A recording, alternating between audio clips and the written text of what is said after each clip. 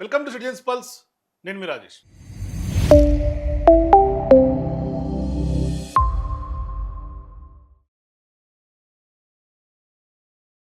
BRS పార్టీకి సంబంధించినటువంటి MLA, Huzurabad నియోజకవర్గ ప్రజలను ఆయన ప్రాతినిధ్యం వహిస్తున్నటువంటి ఎమ్మెల్యేగా ఉన్న పాడి కౌశిక్ రెడ్డి గారికి ఇవాళ అసెంబ్లీకి సంబంధించిన ఎథిక్స్ కమిటీ నోటీసులు జారీ చేసింది. సో ఎప్పుడైతే అసెంబ్లీ కమిటీ నోటీసులు జారీ చేసిందో ఒక బిగ్ డిస్కషన్ తెలంగాణ పొలిటికల్ వర్గాల్లో జరుగుతోంది. ఏంటి ఆ డిస్కషన్ అంటే, మరి కాంగ్రెస్ పార్టీ ఇవాళ ఉన్నటువంటి ప్రభుత్వ పెద్దలు బీఆర్ఎస్ పార్టీ ఎమ్మెల్యేల పైన కుట్రపూరితంగా ఇవాళ కావాలనే ఇరికించే ప్రయత్నం చేస్తూ ఉన్నారు. ఎందుకు అంటే పాడి కౌశిక్ రెడ్డి బీఆర్ఎస్ పార్టీలో యాక్టివ్గా ఉన్నటువంటి ఎమ్మెల్యే, అనేక సందర్భాల్లో కాంగ్రెస్ పార్టీ వైఫల్యాలను పూర్తి స్థాయిలో ఎండగట్టినటువంటి ఎమ్మెల్యే, అట్లాగే at the same time Huzurabad నియోజకవర్గ సంబంధించినటువంటి ప్రజలపైన అక్కడ జరుగుతున్నటువంటి వివక్ష మీద అనేక సందర్భాల్లో పోరాటాలు చేసినటువంటి ఎమ్మెల్యే.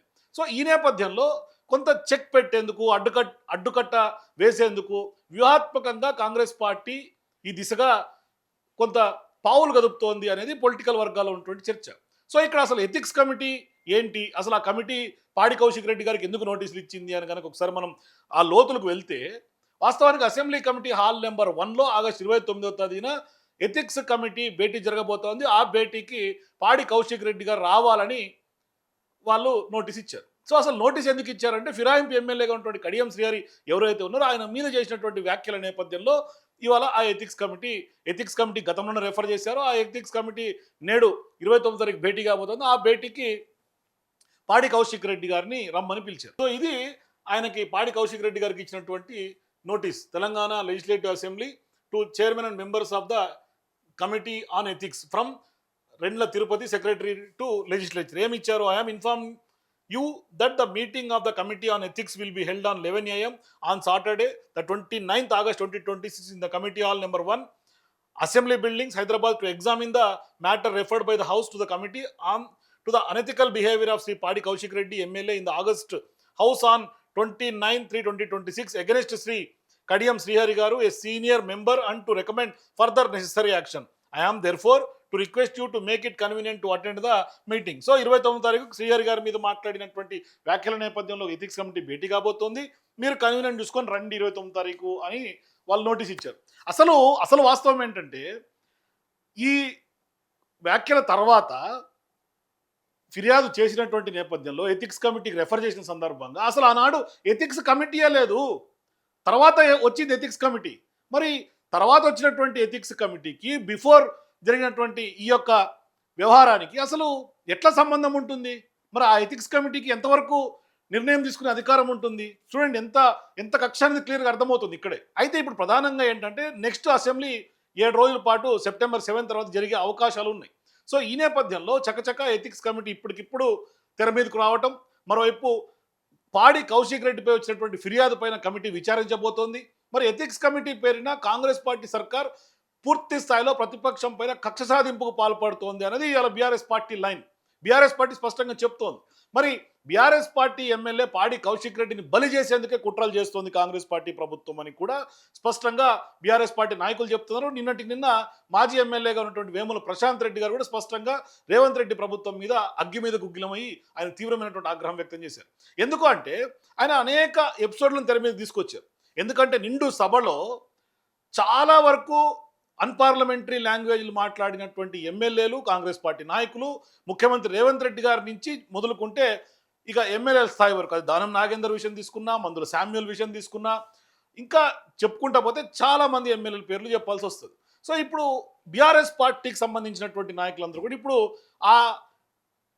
దానికి సంబంధించినటువంటి బైట్స్, దానికి సంబంధించినటువంటి అసెంబ్లీ నిండు సభను అగౌరవపరిచేలాగా, మెంబర్స్ని అగౌరవపరిచేలాగా ఇవాళ గతంలో కాంగ్రెస్ పార్టీ ఎమ్మెల్యేలు, కాంగ్రెస్ పార్టీ నాయకుడు, సిఎల్పి లీడరు, ఇప్పుడున్నటువంటి ముఖ్యమంత్రి, వీళ్ళు మాట్లాడినటువంటి మాటలను కూడా, అంటే వాళ్ళు గతంలో మాట్లాడినటువంటి మాటలు బడవే అన్నారు, పండబెట్టి తొక్కుతా అన్నారు, బట్టలు తీసి కొట్టాలన్నారు, అట్లాగే మా వెనకల రాజ్ ఠాకూర్ లాంటి కండలు తిరిగినటువంటి వాళ్ళు ఉన్నారు, బోర్లేసి కొడతామన్నారు. ముఖ్యమంత్రి రేవంత్ రెడ్డి గారు అన్న మాటలు ఇవన్నీ. అరే తోలు తీస్తా అని దానం మాట్లాడాడు, బయటికి తిరగనివ్వమని ఆయన అన్నారు. అట్లాగే మందుల శామ్యం లాంటి వాళ్ళు అయితే పరికత్తులు లేపి మరీ తలలు దిగుతాయని డైరెక్ట్గా వార్నింగ్ ఇచ్చాడు. కత్తులతో కోలాటం ఆడతామని అంత స్థాయిలో బెదిరింపులకు పాల్పడ్డాడు. ఇక వీర్లపల్లి శంకర్ గారైనా, పొన్నం ప్రభాకర్ అయినా అసభ్యంగా సైగలు చేయటం, ఎమ్మెల్యేలను కూడా అవమానం పరిచేలాగా సైగలు చేయటం, మరి ఇవన్నీ ఎందుకు ఎథిక్స్ కమిటీ కిందికి రావట్లేదు? ఎందుకు ఎథిక్స్ కమిటీకి వీటన్నింటినీ కూడా స్పీకర్ గారైనా లేకుంటే కాంగ్రెస్ పార్టీ ప్రభుత్వం రెఫర్ చేయట్లేదు అనేది వాళ్ళ లేవనెత్తినటువంటి ప్రధానమైనటువంటి ప్రశ్న. ఒకసారి ఆ బైట్స్ మనం కూడా విందాం, అసెంబ్లీలో ఏం జరిగింది అన్నది. నేను అడుగుతా ఉన్నా ఈ ప్రభుత్వాన్ని, ప్రతిపక్ష సభ్యులు మాట్లాడితేనే ఎథిక్స్ కమిటీలు గుర్తుకొస్తాయా? సభలో అధికార పార్టీ సభ్యులు, మంత్రులు, చివరికి స్వయంగా ముఖ్యమంత్రి, మరి వారి వాక్యాల మీద, వారి ప్రవర్తన మీద ఈ ఎథిక్స్ కమిటీ ఎందుకు చర్యలు తీసుకోవట్లేదు అని చెప్పి నేను అడుగుతా ఉన్నాను. మంచి ఉదాహరణ దానం నాగేందర్ గారు నిండు శాసనసభలో ఏమన్నారో ఒకసారి చూడండి.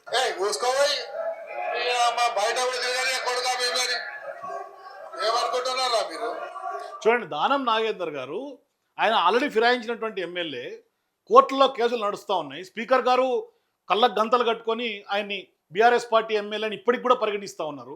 అవుట్ రైట్గా అందరికీ తెలుసు ఆయన పార్టీ మారినటువంటి వ్యవహారం, కాంగ్రెస్ పార్టీ ఎంపీగా పోటీ చేసినటువంటి వ్యవహారం, కాంగ్రెస్ పార్టీ నాయకులతో చట్టపట్టలు వేసుకొని తిరుగుతున్నారు. ఇదంతా కళ్ళకు కనిపిస్తోంది, కానీ స్పీకర్ గారికి ఇవేమీ కనిపించట్లా. స్పీకర్ గారు ఏకంగా సుప్రీంకోర్టుకి ఇచ్చినటువంటి నివేదికలో కూడా బీఆర్ఎస్ పార్టీ ఎమ్మెల్యేలను కూడా స్పీకర్ గారు ఇచ్చేశారు. మరి ఇప్పుడు హైకోర్టులో కేసు నడుస్తూ ఉంది, చాలా సీరియస్గా నడుస్తూ ఉంది.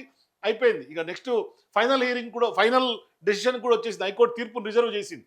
మరి ఇక్కడ అన్పార్లమెంటరీ లాంగ్వేజ్ మాట్లాడుతుంటే దానం గారి మీద ఎందుకు ఎథిక్స్ కమిటీకి నిజంగా కూడా రెఫర్ చేయలేదు ఎవరు కూడా? మరి ఈవెన్ బీఆర్ఎస్ పార్టీ ఎమ్మెల్యేలు ఫిర్యాదులు చేసినా పట్టించుకునే పరిస్థితి లేదు కదా. మరి అసెంబ్లీని ఇంత ఏకపక్షంగా ఎందుకు నడపాల్సి వస్తుంది? గతంలో ఎప్పుడైనా ఇటువంటి పరిస్థితులు చూసినామా? సరే, గతంలో వైఎస్ రాజశేఖర రెడ్డి గారు ఉన్నప్పుడు, లేకుంటే కిరణ్ కుమార్ రెడ్డి గారు ఉన్నప్పుడు, ఆఖరికి చంద్రబాబు నాయుడు గారు ఉన్నప్పుడు ఉమ్మడి ఆంధ్రప్రదేశ్లో కూడా చాలా హెల్తీ అట్మాస్ఫియర్ ఉండే. అసెంబ్లీ జరుగుతోంది అంటే ఖచ్చితంగా మనం చూడాలి, ఇంకా కాసేపు జరుగుంటే బాగుండేదేమో అని అనిపించేది. కానీ ఇవాళ ఏమైపోయింది, రాను రాజకీయాలు మారినాయి.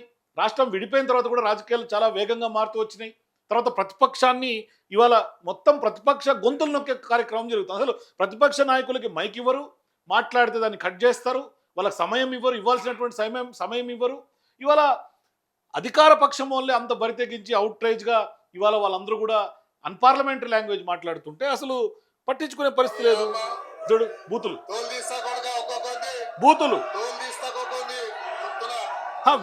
ఇటువంటి బూతులు మాట్లాడినటువంటి ఎమ్మెల్యే మీద చర్యలు ఉండవు. మరి ఈ బూతులు మాట్లాడినటువంటి బూతుల్ని అసెంబ్లీ రికార్డుల నుంచి కూడా తొలగించరు, అవి ఆయన క్షమాపణలు కూడా చెప్పరు. ఇక ఇది ఎక్కడికి మనము రాజకీయ నాయకులు, అటువంటి నాయకులు ఎన్నుకున్నాం. మరి ఆ నాయకులు తెలంగాణ ప్రజలకి ఏం మెసేజ్ ఇస్తారు? వాళ్ళు మనకేం అభివృద్ధిలో మన నియోజకవర్గాలను బాగుపరుస్తారు? అది మన నాయకుల యొక్క తీరు.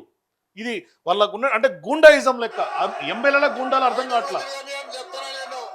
దానం నాగేందర్ గారు ఒక రౌడీలా బీఆర్ఎస్ సభ్యులను బెదిరిస్తే మరి అది ఏంది? కాంగ్రెస్ ఎథిక్స్? అది ఈ భాష ఏ ఎథిక్స్ కిందకి వస్తాయి? నేను ముఖ్యమంత్రి రేవంత్ రెడ్డిని అడుగుతా ఉన్నా, ఇది కనిపిస్తలేదా? ఒక్కడు కాదు, ఇంకా ఏమన్నారో చూడండి.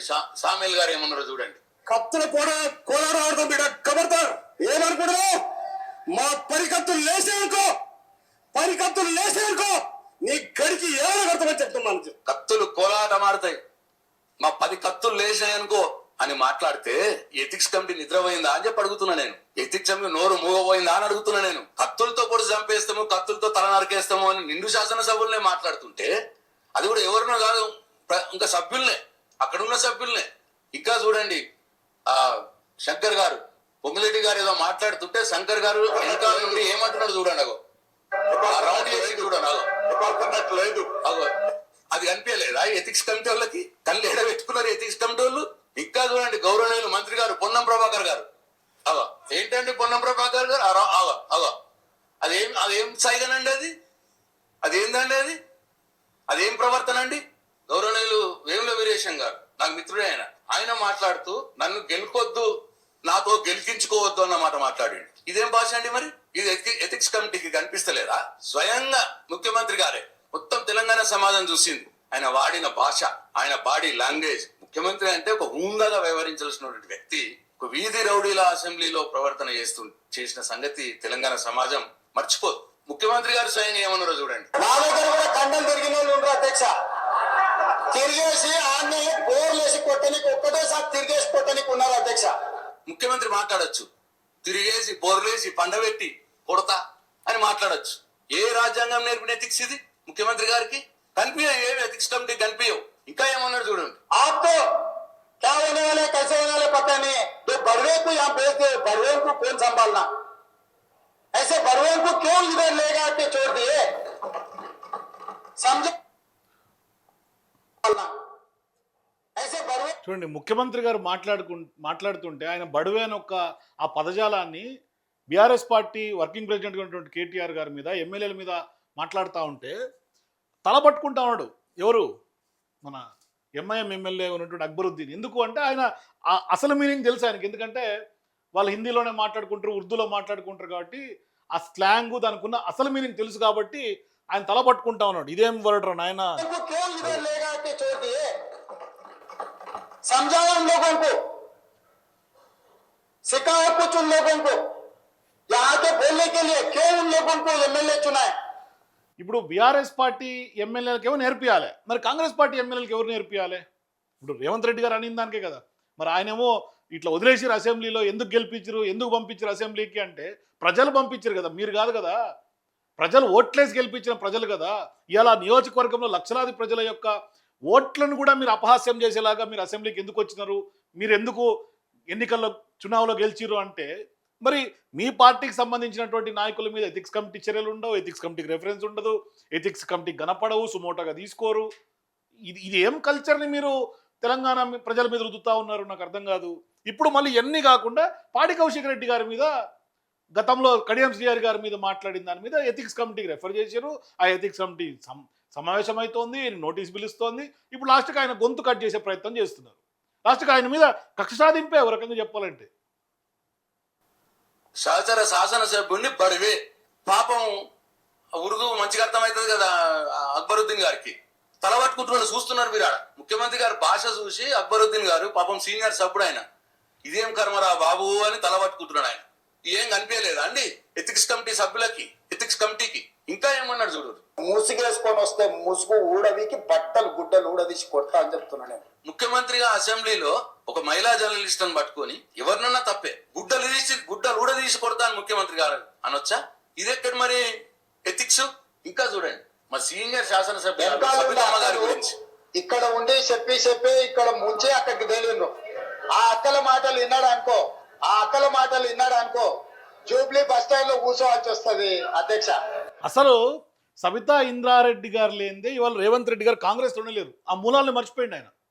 కాంగ్రెస్ పార్టీలోకి రేవంత్ రెడ్డి గారు రావటానికి, సీఎం అవ్వటానికి సబితా ఇంద్రారెడ్డి గారు ఏం చేశారనేది ఆయన ఆత్మవిమర్శ చేసుకోవాలి. ఇవాళ ఏమంటున్నాడు, ఆ అక్కను నమ్ముకుంటే జూబ్లీ బస్ స్టాండ్ అని నిండు సభలో ఒక ఎమ్మెల్యే, సీనియర్ శాసనసభ్యురాలు, మంత్రిగా ఎన్నో ఏళ్ళు పనిచేసినటువంటి అనుభవం ఉంది. వైఎస్ రాజశేఖర్ రెడ్డి లాంటి వాళ్ళు కూడా ఆమెను అద్భుతమైనటువంటి స్థాయి ఇచ్చి హోంమంత్రిగా చేసినటువంటి చరిత్ర ఉంది. వాళ్ళ నియోజకవర్గాల్లో మహేశ్వరం తీసుకున్నా, అటు ఉమ్మడి రంగారెడ్డి తీసుకున్నా, ఆ నియోజకవర్గాల్లో వాళ్ళ కుటుంబానికి ఉన్నటువంటి ఇంద్రారెడ్డి గారిని విషయం తీసుకుంటే అసలు రేవంత్ రెడ్డి గారికి ఎట్లా అనాల్సి వస్తుందో కూడా అర్థం కావట్లే. అటువంటి కుటుంబం నుంచి వచ్చినటువంటి వ్యక్తుల మీద, అది కూడా మహిళా నాయకురాలు, మీతో పాటు సహచరంగా మీకు గతంలో రాజకీయంగా పైచేయి అందించినటువంటి వాళ్ళ మీదే నమ్మి మోసం చేస్తారు, నమ్ముకుంటే బస్టాండ్ జూబ్లీ బస్టాండ్లో కూర్చోవాలని మాట్లాడుతున్నాను. అసెంబ్లీలో ఒక మహిళా ఎమ్మెల్యేని ఇంత తీవ్రంగా అవమానం చేస్తే ఆ రోజు ఆమె కన్నీళ్లు పెట్టుకుంది అసెంబ్లీలో, మనందరికీ గుర్తుంది. ఆ మాటలు ఆమె నమ్మితే జూబ్లీ బస్ స్టేషన్ లో అర్థం తినాల్సి వస్తుందని చూపిస్తున్నాడు ఇట్లా ఒక ముఖ్యమంత్రి. నేను డిమాండ్ చేస్తా ఉన్నా, ఈ ముఖ్యమంత్రినే ముందు ఎథిక్స్ కమిటీ ముందుకు పిలవాలి. ఫస్ట్ పిలవాల్సింది ఆయన్నే. ఇప్పుడు నైతిక విలువలంటే అందరికి ఒక రకంగానే వర్తించాలి. కౌశిక్ రెడ్డికి ఒక తిరిగా, ముఖ్యమంత్రికి ఒక తిరిగా, దానం నాగేందర్కి ఒక తిరిగా, సామేల్ గారికి ఒక తిరిగా, ఇట్లా ఎవరికి వాళ్ళతో విడివిడిగా కాదు కదా. కౌశిక్ రెడ్డికి ఏ నిబంధనలు, ఏ రూల్స్ వర్తిస్తాయో వాళ్ళకు కూడా అదే రూల్స్ వర్తించాలి. అప్పుడే దాన్ని ఎథిక్స్ కమిటీ అంటారు. అంతే కదా. Rule is rule for all కదా. మరి ఒక ఎమ్మెల్యేకి ఒక తీరు రూల్ ఉండదు, ఇంకో ఎమ్మెల్యేకి, అధికార పార్టీ ఎమ్మెల్యేకి ఒక తీరు ఉండదు కదా. ఎమ్మెల్యేలు అందరికీ ఒకే తీరు రూల్ ఉంటాయి, అదే రూల్ బుక్ ఉంటుంది. అసెంబ్లీ రూల్ బుక్లో ఏది ఉంటే అదే స్పీకర్ గారైనా ఎథిక్స్ కమిటీని ఫాలో కావాలా. కేవలం ఒక ఎమ్మెల్యేకి ఒక తీరున, అది ప్రతిపక్ష ఎమ్మెల్యేకి ఒక తీరున, అధికార పార్టీ ఎమ్మెల్యేకి ఒక తీరున ఉండటం ఎంతవరకు కరెక్టు? అసలు తెలంగాణ సమాజానికి రేవంత్ రెడ్డి గారు ఏం మెసేజ్ ఇస్తున్నారు? ఎందుకంటే 29 తారీఖు ఎథిక్స్ కమిటీలో ఎటువంటి డెసిషన్ తీసుకుంటారు అన్నది కూడా మీరు కూడా మీ అభిప్రాయాన్ని కింద నాకు కామెంట్స్ చెప్పండి. For more videos please watch citizens pulse.